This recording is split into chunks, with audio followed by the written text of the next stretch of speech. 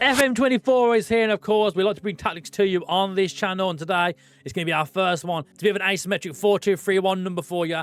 And today, I'm going to show you just exactly how it works. Right, stop right there 1 second because I have some important news for you. FM24 is coming out in the next couple of weeks. And of course, I have a code just for you to save a little bit of extra money. If you go below this video, of course, there's a link there to Fanatical. If you go in there, you can find a copy of FM24 for a reasonable price already. But if you add the code MURPH24 at checkout, you can even save a few more pennies. You can get the game for as little as £35 and just 5 pence. It's an absolute steal for a game you're going to put in hundreds of hours into this year in FM24. That's enough of me.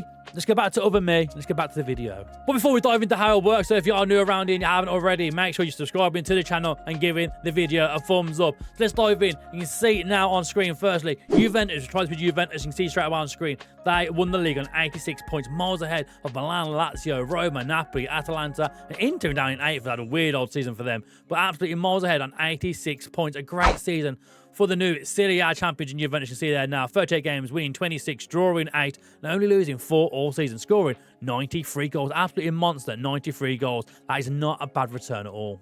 And following that great success with Juventus, we look now at Dusan Vlahovic, who bagged 36 goals in 37 appearances this season. An absolutely insane season for the striker. Absolutely bossed it. Goals galore, almost a goal every single game. And following the great success over in Italy, we went to Spain this time to try it out before. Let's not do Barcelona or Real Madrid. They should probably win the league already. So we're going to try this with Atletico Madrid. You can see now on screen. In 38 games, they won 29, drawing 4, losing 5 all season. But they scored a monster 108 goals in this campaign. Absolutely insane result for Atletico Madrid. And to probably touch on as well, Memphis Depay. Very good striker in FM24. Definitely worth a shout this year in the game. You can see straight away on screen here now. 17 goals in the league, but in total in all competitions, 24 in 37. It's not a bad return. And then for the next test, we went down to Blackpool in the Sky Bet League 1. You can see now Blackpool won the league title in Sky Bet League 1. In 46 games, winning 29 games and scoring 83 goals. The teams have below got a few more goals than them, don't get me wrong, but conceded a lot less goals on 47 goals. Only conceded this season for Blackpool. Seeing them a team who were put down as 6th in the media prediction, winning the league title this season. And then the big one, we went to Arsenal to try us out in the Premier League. And Arsenal had an absolutely insane season, getting a treble in the process. Starting off firstly with the Carabao Cup. They won the Carabao Cup, beating Man City 3-0 in that final. A big final for Arsenal. But it wasn't the last time we saw Man City, because we saw them again in the Champions League final this time around. Arsenal beating them 4-2 in the Champions League final. You can get a bit of a spoiler there of what the shape actually looks like within this tactic. But a 4-2 victory for Arsenal over Manchester City. And then the Premier League title was handed to Arsenal. On a goal difference in the end. It came type to us and Man City, of course. But in the end, Arsenal still the league title on 38 games, winning 27, drawing 7, and only losing 4 games all season, scoring 80 goals, but only conceding 22 goals all season, which is absolutely insane when you see Man City conceded 47, the likes of Liverpool on 39, 44 for Man United.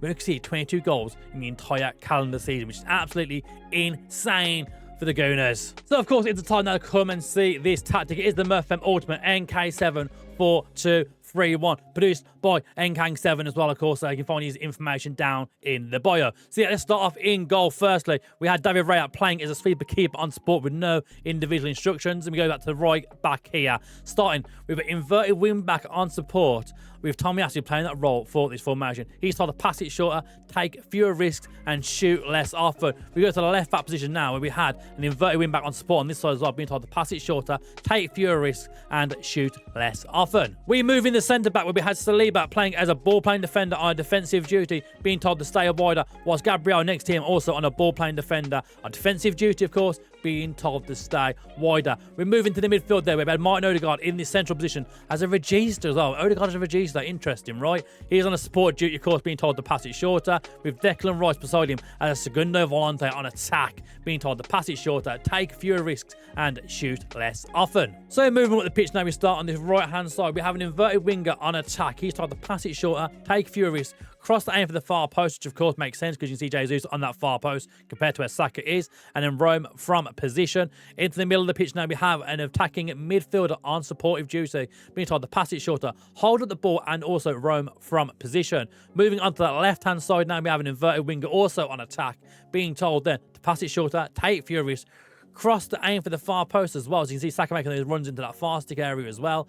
Shoot less often and roam from position before moving into that strike and roll now with Gabriel Jesus sticking there right now as an advance forward, being told to pass it shorter, take fewer risks, shoot more often, and to roam from position. So we can move now to the right hand side of the screen here. We can see now we've got a mentality of positive, and we start in possession, starting off with much shorter passing. You see down here now, much shorter passing on there, passing to space as well, run at the defense, work the ball into the box with a slightly higher tempo, and playing with a fairly narrow attacking width. In the transition, we're looking to roll the ball out from the keeper, starting with distributing to the centre-backs, playing with counter and counter-press, both ticked on when possession has been won or lost. So moving into out of possession, we're playing with a higher defensive line, playing with that high press you can see here on the little pitch here on this side. We're telling the trigger press to be more often. We're telling the defenders and the team in general, they're tackling to get stuck in, and a defensive line to drop off more.